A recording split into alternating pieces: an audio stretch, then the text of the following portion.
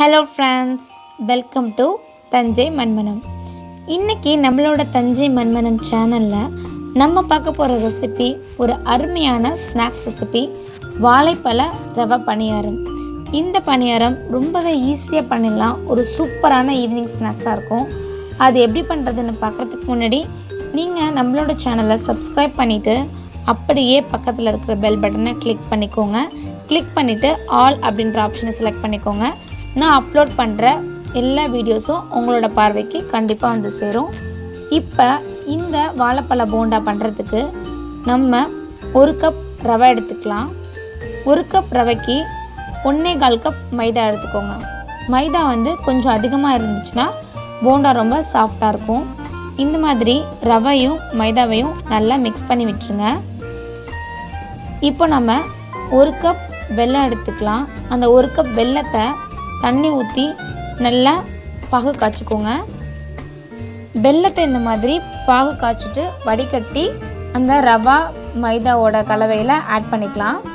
நீங்கள் வெல்லம் தான் எடுக்கணும் அப்படின்ற அவசியம் இல்லை. நீங்கள் வந்து நாட்டு சக்கரை கூட எடுத்துக்கலாம். அப்படி இல்லைன்னா சாதாரண சக்கரை கூட நீங்கள் எடுத்துக்கலாம். இந்த மாதிரி வெல்லத்தை நல்லா பாகு காய்ச்சி அதில் ஆட் பண்ணிக்கோங்க. சாதாரணமாக சுகர் எடுத்துக்கிறீங்க அப்படின்னா நீங்கள் ஸ்ட்ரைட்டாகவே அதில் நீங்கள் ஆட் பண்ணிக்கலாம். இந்த மாதிரி நல்லா வெல்லம் நல்லா கரைஞ்ச பிறகு அதை நல்லா வடிகட்டிக்கோங்க. வடிகட்டிட்டீங்க அப்படின்னா அதில் இருக்கிற தூசி துரும்பெல்லாம் நமக்கு அதுக்குள்ளே ஆட் ஆகாமல் வெளியில் வந்துடும். இந்த மாதிரி அதில் வடிகட்டி அந்த சிரப் அப்படின்னு நீங்கள் ஊற்றிக்கோங்க. அந்த வெல்லத்தை மைதா ரவாவோட இந்த மாதிரி ஒரு விஸ்க் வச்சு நல்லா மிக்ஸ் பண்ணிக்கோங்க. இந்த அளவுக்கு அது மிக்ஸ் ஆனதும் நம்ம இப்போ இதில் 2 வாழைப்பழம் ஆட் பண்ண போகிறோம். நல்ல பழுத்த வாழைப்பழமாக இருந்தால் ரொம்பவே டேஸ்ட்டாக இருக்கும். நீங்கள் எந்த வாழைப்பழம் வேணாலும் ஆட் பண்ணிக்கலாம். நான் வந்து இன்றைக்கி இதில் பச்சை வாழைப்பழம் எடுத்திருக்கேன். இதுவும் டேஸ்ட்டாக தான் இருக்கும். நீங்கள் கண்டிப்பாக ட்ரை பண்ணி பாருங்கள். உங்கள்கிட்ட எந்த வாழைப்பழம் இருக்கோ அந்த வாழைப்பழத்தை ஆட் பண்ணிக்கோங்க. நல்லா பழுத்து இருக்கணும். ஆட் பண்ணிவிட்டு அதே விஸ்க் வச்சு நல்லா மிக்ஸ் பண்ணி விட்டுருங்க. அந்த வாழைப்பழம் வந்து நல்லா அந்த ரவா மைதா அந்த கலவையோட நல்லா மிக்ஸ் ஆகணும். இதை வந்து கலக்கிறதுக்கு கொஞ்சமாக நம்ம காய்ச்சின பால் எடுத்துக்கலாம். காய்ச்சின பால் ஆட் பண்ணிக்கோங்க. ஆட் பண்ணிவிட்டு தேவையான அளவு பால் ஆட் பண்ணிக்கோங்க. ஆட் பண்ணி நல்லா மிக்ஸ் பண்ணிக்கோங்க. பால் தான் ஆட் பண்ணணும் அப்படின்ற அவசியம் இல்லை. நீங்கள் வந்து இதுக்கு பதிலாக தேங்காய் பால் எடுத்துக்கலாம். அப்படி இல்லைன்னா தண்ணி சேர்த்து கூட நீங்கள் நல்லா மிக்ஸ் பண்ணிக்கலாம். மிக்ஸ் பண்ணிவிட்டு ரொம்ப தண்ணியாக மிக்ஸ் பண்ணாமல் இந்த அளவுக்கு நல்லா மிக்ஸ் பண்ணிவிட்டு கொஞ்சம் நேரம் அதை ஊற விட்டுருங்க. இப்போ நம்ம அதை மூடி போட்டு வச்சிடலாம். கொஞ்சம் நேரம் அந்த ரவா மைதா எல்லாமே நல்லா ஊறட்டும். இப்போ நம்ம போண்டா போடுறதுக்கு ஸ்டார்ட் பண்ணிக்கலாம். இதில் நம்ம கொஞ்சமாக முந்திரி பருப்பு ஆட் பண்ணிக்கலாம். இது வந்து முற்றிலும் ஒரு ஆப்ஷனலான விஷயந்தான். முந்திரி பருப்பு பிடிச்சிருந்தால் நீங்கள் ஆட் பண்ணிக்கோங்க. அது சாப்பிடும்போது கொஞ்சம் டேஸ்ட் கொடுக்கும். அதனால் எல்லாத்தையும் நல்லா மிக்ஸ் பண்ணி விட்டுருங்க. இப்போ நம்ம அந்த போண்டா எப்படி போடுறதுன்னு பார்க்கலாம்.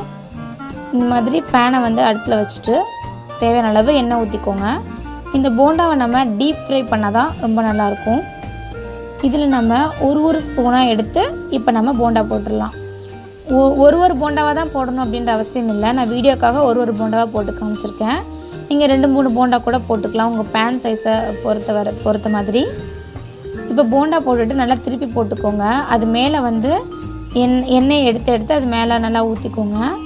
அப்போ தான் அந்த போண்டா வந்து நல்லா உப்பி வரும். உங்களுக்கு தேவைன்னா நீங்கள் இதில் கொஞ்சமாக சோடா உப்பு ஆட் பண்ணிக்கலாம். நான் வந்து சோடா உப்பு ஆட் பண்ணல. ஆட் பண்ணாமலேயே நம்ம வாழைப்பழம் போட்டதுனால கொஞ்சம் நேரம் ஊற வச்சுருக்கோம் அப்படின்றதுனால நமக்கு நல்லா உப்பி வரும். ஸோ நல்லா நீங்கள் நல்லா மிக்ஸ் பண்ணுறதுல தான் இருக்குது. நல்லா அடிச்சிங்க அப்படின்னா சோடா உப்பு போடுறதுக்கு தேவையில்லை. தேவைப்பட்டால் நீங்கள் கொஞ்சமாக போட்டுக்கோங்க. இந்த மாதிரி நல்லா பபிள்ஸ் எல்லாம் அடங்கினதும் போண்டா எடுத்து வெளியில் வச்சிடலாம்.